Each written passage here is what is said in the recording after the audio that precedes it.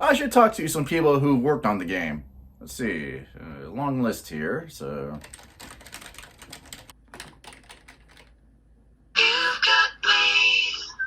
the Maestro. Thank you for joining us. Thank you Thank you very for much joining for me. having me, Max. But I'm bringing fun to the guy who gives a voice to the games itself. That's actually true. The music needs to carry what we call the emotional layer of the sound. And that's what music does.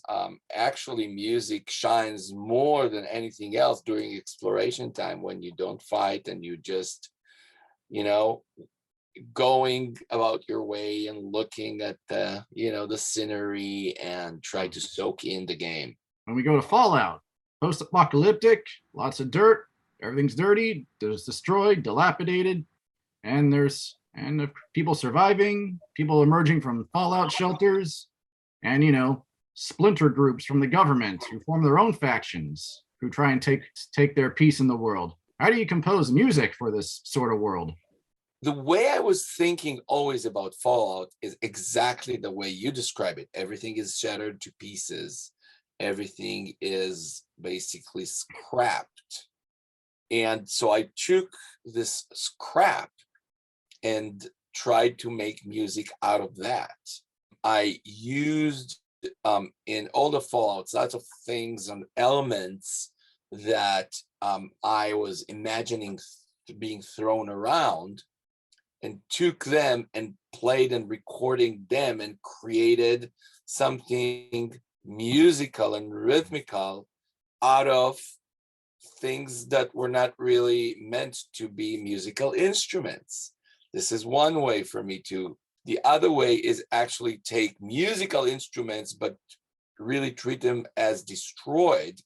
And so, like, take piano, for example, and instead of like playing the keys, just like playing roughly on the strings or really hammering the piano, or take guitar and bow it instead of strum it. Wow, so it sounds like you're putting dents in your instruments and adding distortion. Doom, doom, doom.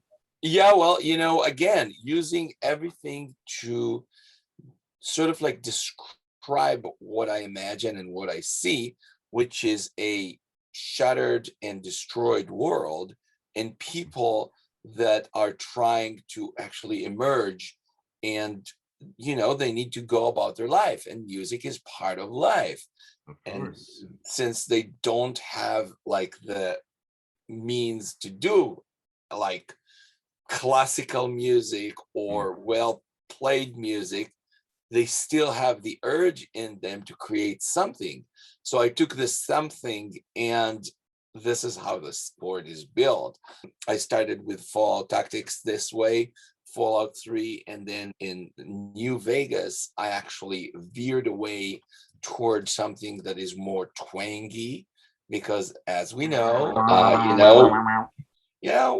we are in sort of like the Wild West. By the way, Vegas is one of my favorite games of all, because, and also the music, there was sort of like a departure from the other, because all the Fallouts are more orchestral and classical, and in Vegas, everything is very much guitar based, and it's rough, and it's deserty, American deserty, and this is how I went about my way with Fallout New Vegas.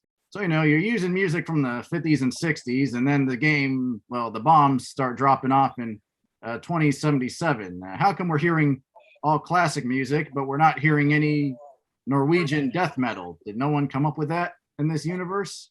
Well, again, you got to remember that the whole notion about Fallout games are that the world as we know it ended somewhere in the mid 50s, and Oh, we're very, very consistent. Basically, all the world as we know it ended at about 56. So the music that was created then, this is what we are taking as a point of departure. Everything that created since. So if you are in 2077 now, what you will hear is music that is being derived from what people really developed out of the 50s music, and that's the way it is.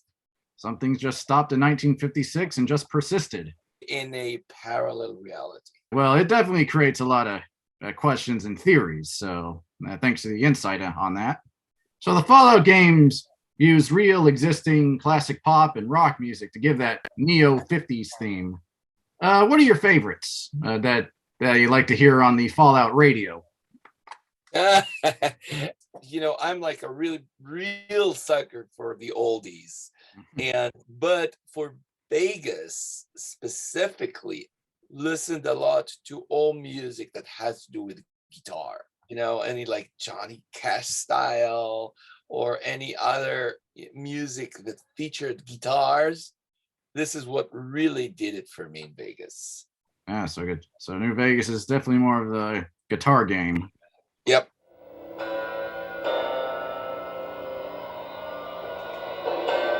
What in your mind sort of separates New Vegas from the rest of the Fallout games? I mean, this is Las Vegas and Fallout. Gambling, show business, neon lights, tourism. I've lived in Vegas for like 20 years. And of course, the state of Nevada has a lot to do with atomic energy, with all the atom bomb tests. Would you say that went into the music and the world? New Vegas, unlike the other Fallout games, had almost this kind of mobster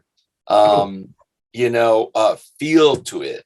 Oh yes, it definitely feels like the mafia. Exactly.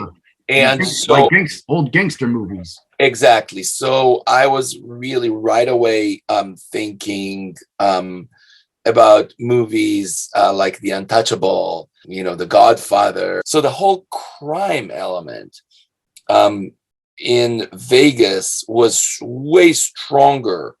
Crime, outlaws was stronger than in all the rest of the Fallout games, which more built on mutants and really more organized fighting and different armies and even continents. This was something very unique to Vegas, and I definitely liked to take advantage of it, writing the music through. Can you give any reasons what separates New Vegas from the rest of the games that creates this lasting appeal? I could see why people really like this game because it just stands out so much. It just almost started like its own new branch of games that it's based more of like a almost classic crime story. It has a very different attitude and appeal. There are some people that Fallout 4 is their favorite games as well. They can say that. And stuff, and they're very different people. And I think that this is the beauty in the Fallout franchise, that each game brought a very, very, very different elements and stories and appeal and attitude, and you could be hooked. And I could tell you right now that 10 years from now, there will be many people that Fallout 76 will be their favorite games. You know what? Fallout 76, it's definitely had its problems. And one thing that stands out about 76, as long as it's online, it can be a game worth revisiting, so once it's updated. So who knows? You can play the quests that are around in 76 for now, but then it gets updated and it gives you something to go back to. 76, I mean, there's new content. I should check that out. And Vegas is a very open-ended game as well. So you could just, work your way in it and on it. And it feels fresh every time you're playing it, even though it's not an online game. It takes time for people to realize and to understand and to really get into these Fallout games, since they're so loaded. In the other games, that take place in Washington, D.C., Boston, West Virginia, you see how dysfunctional these worlds are. But then you enter New Vegas. Sure, the world around it is more dysfunctional, but it feels as if a lot of it has been preserved, as if Vegas never changed. Well, not exactly, but the casinos definitely seems like in a working shape, some kind of like more like 50s working shape, but they Of were course. like, definitely in good working shape, and you could take advantage of that. And again, another thing that was different in Vegas is that at some point I really had to create more of an urban feel, Mhm. which in other games that was not existing at all, because everything was vault, was underground, and the underground elements in most games are very prominent. In Vegas, actually, we almost did not have any underground zones. Everything was either in the desert or in the city or in the mountains. Mm. So the whole score is way more out there. It's less claustrophobic, it's less sort of like dense, it's way more open, and again, it's a very, very big difference. So there's a lot of history from Las Vegas. Do you have any favorite stories and inspirations that went into your work?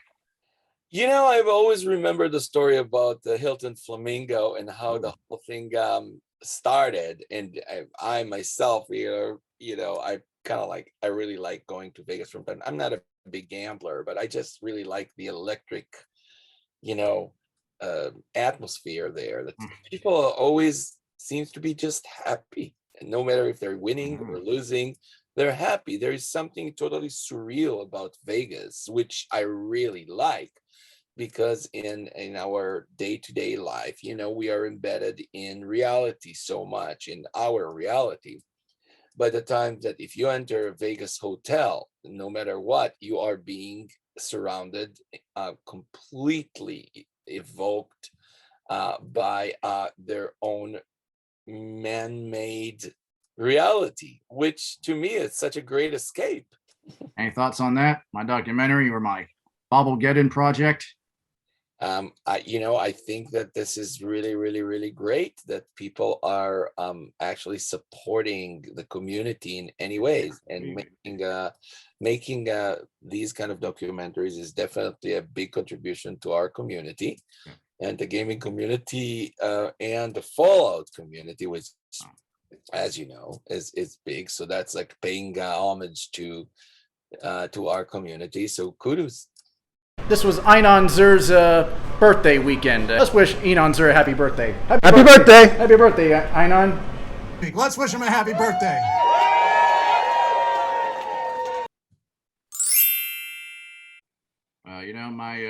My grandmother is a Holocaust survivor, and I could go into that. And yeah, and my mother actually made a documentary about the later years of her life before she passed away. And yes, we did bring in another composer. She was good, and yes, and I mean we did do talk about some of the music in the Holocaust. There, basically, you may not know this, but when survivors entered the camps, there was big band music. Unfortunately, all of my mother's family, except of my grandmother, was perished during the Holocaust, and half of my father's side also um, murdered by the Nazis. So believe me, I know quite a lot about the Holocaust, and I actually talked a lot with Holocaust survivor during my time, and obviously I was born in Israel, and Wow. And I so was. is my mother. She's interviewed some, and she's a certified interviewer with USC Showa. Okay, let's get back to Fallout. So you compose soundtracks for a lot of games. I mean, That's true. judging by what's on your Wikipedia page, you're like the John Williams of video games, or Danny Elfman. Well, getting close to there.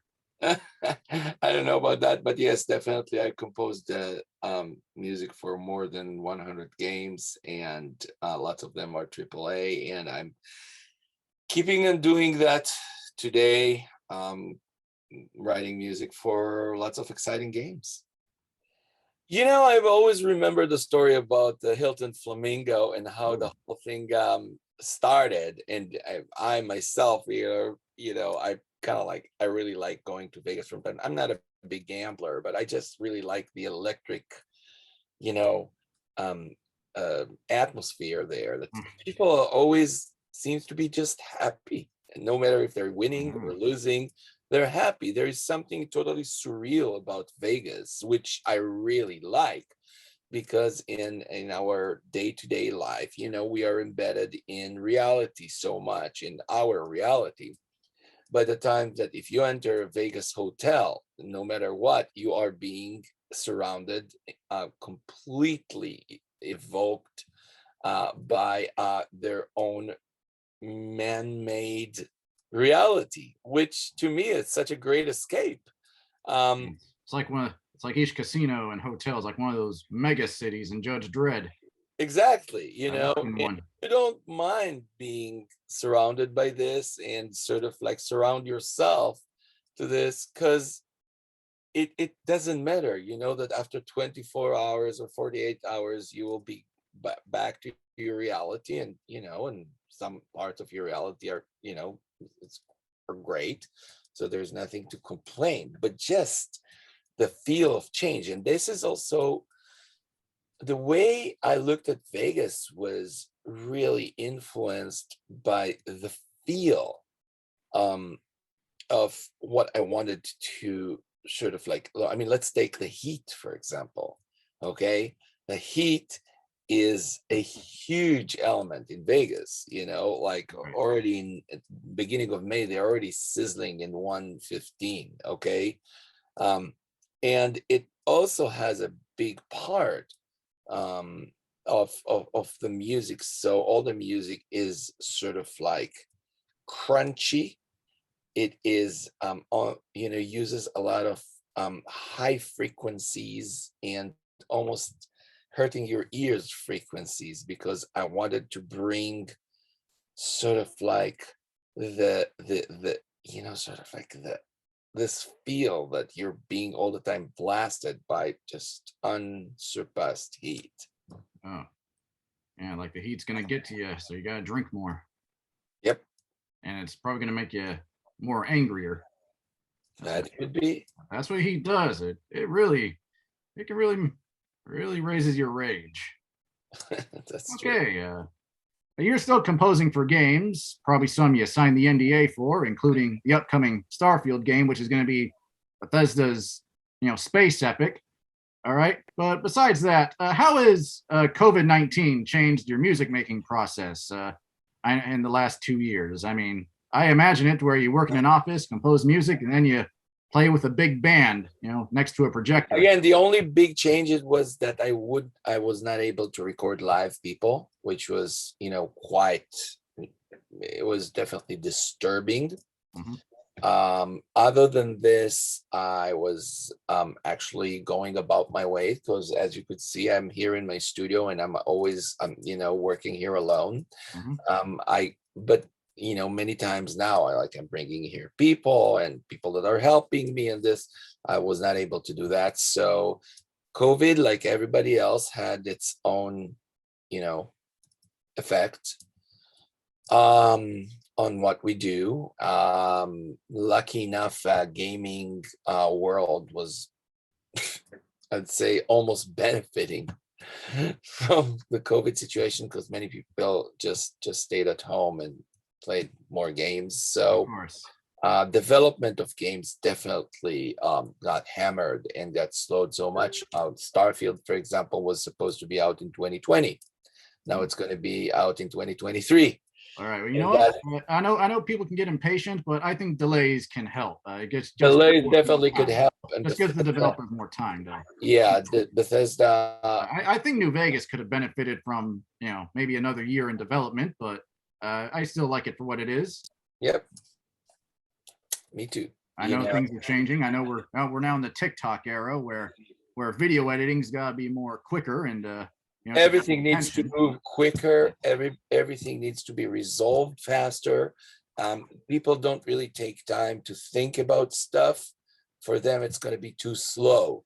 So Bethesda tries to follow, basically our own developments,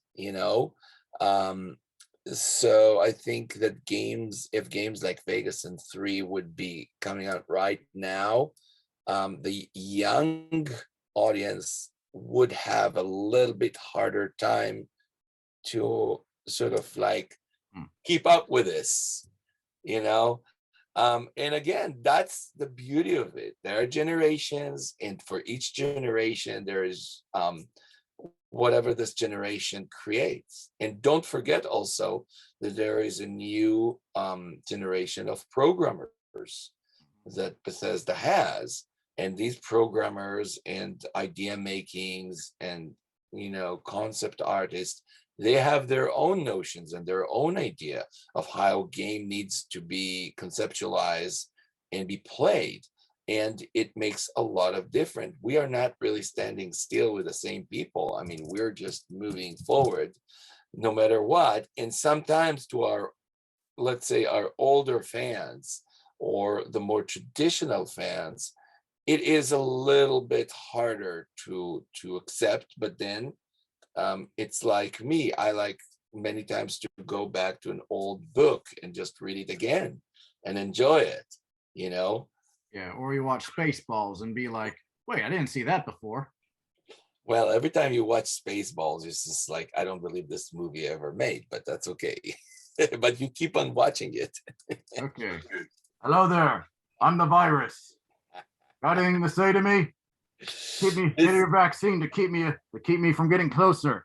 Yeah, I'm actually a robot, it's not. Robot with vaccines. Okay. Oh, you're a music robot. One of the best kind. Okay, well. Okay. Anything else you want to say? Anything? No, I just want to thank you for having me. And, yes, thank you.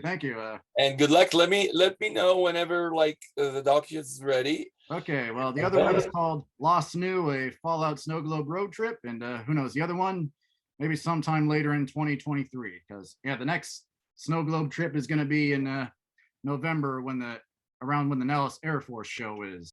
Wow, good luck. Okay, thanks a lot. We're gonna stop recording. Of course. And stop.